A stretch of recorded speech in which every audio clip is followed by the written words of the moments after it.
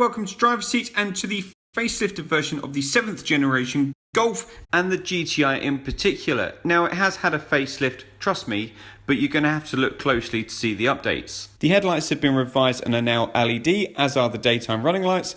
There's a new bumper, whilst the front radar has been moved from there to behind the badge. The front quarter panel has been revised, whilst there's now new alloy wheel designs. At the back, there's a redesigned bumper, and the tail lights now fully LED.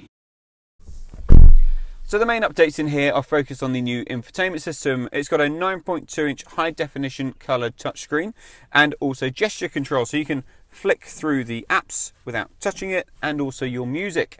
It also brings up more shortcut buttons. The performance monitor screen shows you your G-force generated, turbo pressure and power.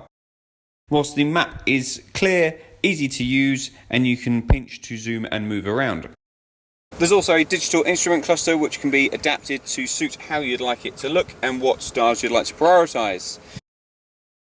Everything else in here though is pretty standard Golf and GTI, which is good news. So you get these Scottish look tartan seats which are supportive and comfortable and offer loads of adjustment. I'm in the lowest position. There's loads of headroom. Might probably want to come up a little bit. That's with a pump lever.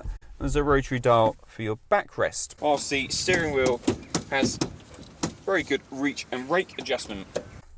There's a large door bin which will take a decent sized bottle of water. In front of the gear lever there's this flip up panel which unveils quite a large anti-slip tray with your USB connectors. There's two cup holders in the middle, and then underneath this central armrest is a smallish storage bin.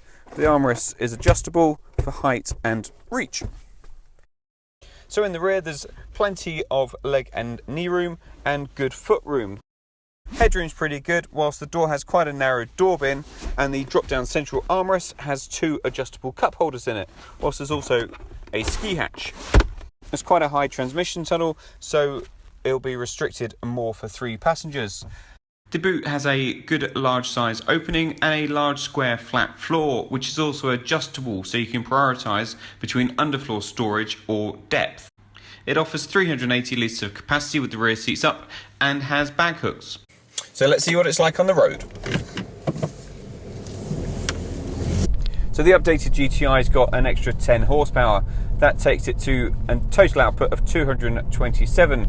There's 258 pound-feet of torque, and that means this will get from stationary to 62 miles an hour in 6.4 seconds. It'll also return 44.1 miles per gallon and emits 145 grams per kilometre of CO2. Now this comes as standard with 18-inch alloys, the GTI Sport suspension, GTI body kit, climate control, cruise control, heated seats, and the Drive Select mode, which gives you options for Eco, Normal, Sport and Individual, which we'll check out a little bit later. That means there's an asking price for this car with a DSG gearbox of 29,935 quid.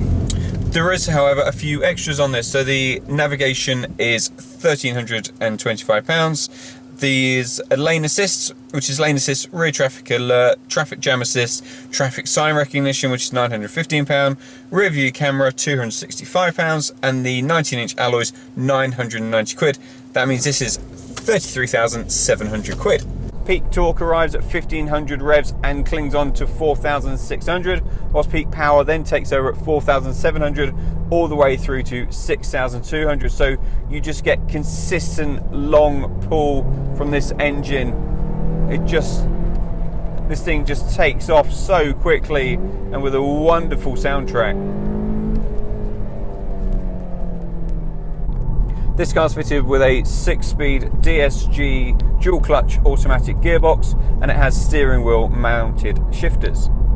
It can be a little bit stuttery off the line, but you won't ever feel that again. It's brilliant. Gear shifts can go on without you noticing, or you can take complete control, push it into sport mode on the DSG, or change gears with the steering wheel mounted paddles. The way this thing can put its power through the front wheels and onto the tarmac without losing too much traction is really impressive. There can be a little bit of slip, but not too much.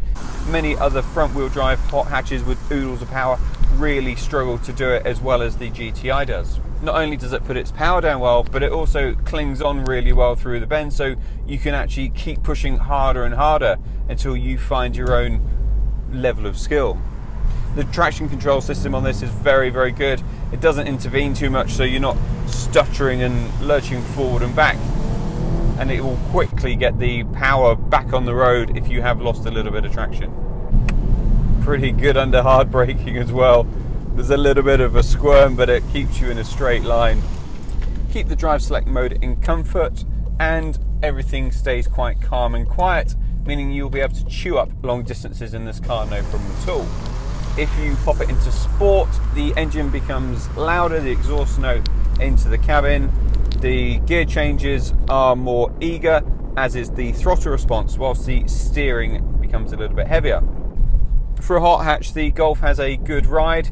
It's pretty compliant. It deals with most things on the road. Yeah, there is a sportier edge, so it is firmer than standard Golfs, but it's nowhere near some of the other hot hatch rivals that for some will go a little bit overboard. This thing handles really flat. It goes in neutral, it stays level through the bend, and just allows you to concentrate on how much throttle to use and how much steering input's required. And the steering is excellently weighted whether you're in standard mode or sport mode. Steering's really quick to respond to inputs. It also lets you know what's going on beneath the front wheels, and it'll put the car in the exact location where you've asked it to. The Golf R is a purely phenomenal car, but this GTI isn't far behind it. Yeah, it doesn't get the four-wheel drive, but it's got more usable power. The R is just phenomenally quick and can have you losing your license in the blink of an eye. Well, the GTI is simply magnificent. It does everything you ask of it. It handles brilliantly. It's super fast. It can take the whole family and you can fill the boot, yet the ride's supple enough that you can just chill out if you're not in the mood for it. Thanks for watching Driver's Seat. Remember to subscribe to the channel for free and let us know what you think about the 7th generation facelifted Golf GTI.